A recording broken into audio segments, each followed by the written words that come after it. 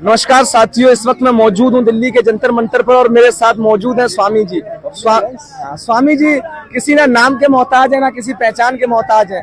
आपने स्वामी जी को हर जगह देखा होगा, आपने स्वामी जी को हर वीडियोस पे देखा होगा, हर चैनल पर देखा होगा, क्योंकि स्वामी जी जो अपनी बात रखते हैं बेबाकी से उस बात से कोई मना नहीं कर पाता है। लेकिन आज मैं जंतर मंतर पर मुद्दा चल रहा है एजुकेशन का, लेकिन मैं आज बात एजुकेशन पे नहीं करूंगा, क्योंकि मैं आज बात करूंगा उत्तर प्रदेश की, क्योंकि आने वाले कुछ ही महीनों में उत्तर प्रदेश के अंदर चुनाव है और हाल ही में सबसे ज्यादा उत्तर प्रदेश में मुद्दा गरमाया हुआ है हमारे प्रभु श्री राम का।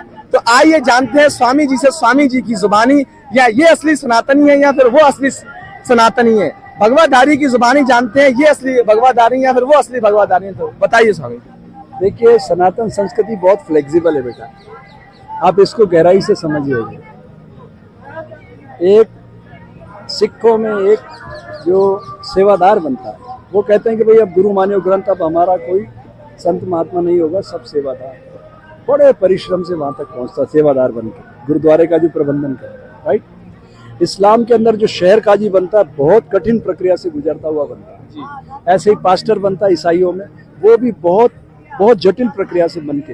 लेकिन सनातन इतना फ्लेक्सिबल है कि 2.5 मीटर कपड़ा सेफ्रॉन डालो, सब लोग प्रणाम करने लग जाते हैं, ठीक है। तो असली नकली की पहचान नहीं है ये।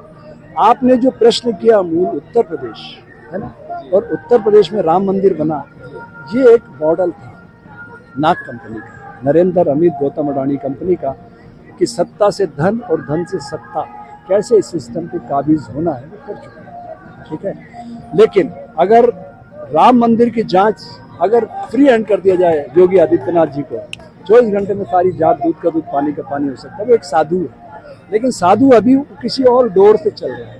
तो वो डोर जब टूट जाएगी, अगर वो प्रधानमंत्री बन जाए, तो मैं कहता हूं कि वो उसका साधुता जगाएगा, तो सबसे पहले इन्हीं को बंद करेगा, नाग कंपनी के लोगों को, कि तुमने इतना बड़ा क्राइम किया देश में। इसी जंतर मंतर पर 4 साल तक 1 रैंक 1 पेंशन के लिए सैनिक बैठे, लौट गए बिना सफलता के। इस दिल्ली के आसपास बाउंड्रीज पे 13 महीनों तक किसान बाउंड्रीज पे बैठे, जंतर मंतर आ नहीं सके, एमएसपी नहीं ले सके, लौट गए। अब ये बच्चे आए, उनकी मांग क्या है? शिक्षा मंत्री को इस्तीफा देना, लेकिन वो आपके इस तरीके के व्यवहार से, गांधीवादी आंदोलन से वो नहीं झुकेंगे। उनको झुकाने का एक ही तरीका, डाटा एनालिसिस करो कि 2024 में जब इनका सितारा आसमान की बुलंदी छू रहा था, 38% इनको वोट मिले, 62% लोगों ने इनके खिलाफ वोट किया। अगर वो 62% लोग कलेक्ट हो जाते हैं आपकी टेक्नोलॉजी से, तो सिस्टम से अपने आप ही बाहर हो जाएंगे, झगड़ा खत्म। मतलब जिस तरीके से लोग कह रहे हैं ये तो हिंदुओं का मंदिर है, हिंदुओं ने चंदा लूटा, तुम्हें इससे क्या मतलब है? ना तुमने उन्हें चंदा दिया, तो तुम फिर इस चीज में क्यों पड़ रहे हो? उस पर आपकी क्या राय है? हिंदू एक जीवन पद्धति, धर्म सनातन है। ये हिंदू, मुस्लिम, सिख, ईसाई, जैन, बौद्ध, यहूदी, पारसी, ये सब पंथ संप्रदाय हैं।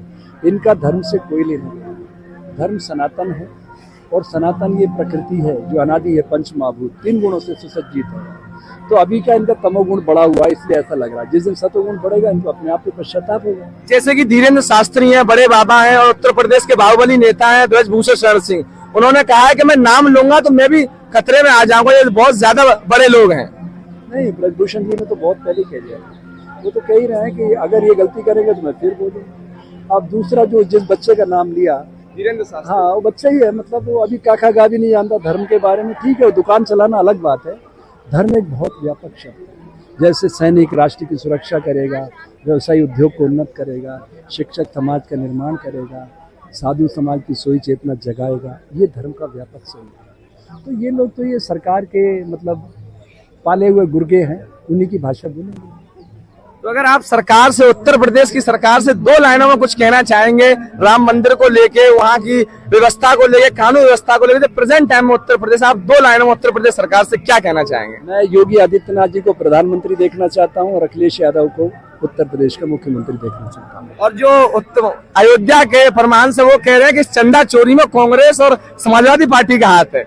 देखो, ये राजनीतिक उत्तर अलग होते हैं, सिस्टम आपके हाथों में है, तो आप उस लाइबिलिटी से बच नहीं सकते। इस ट्रस्ट को भंग करके चारों शंकराचार्यों के अधीन ट्रस्ट बनना चाहिए नया। हमारे सनातन संस्कृति के सर्वोच्च शिखर पे चारों शंकराचार्य हैं, इनसे बड़ा कोई पद नहीं है। उन चारों शंकराचार्यों के नेतृत्व में सुप्रीम कोर्ट के चीफ जस्टिस को नीचे रहना चाहिए, और ईडी और सीबीआई को इसकी पूरी जांच करना चाहिए।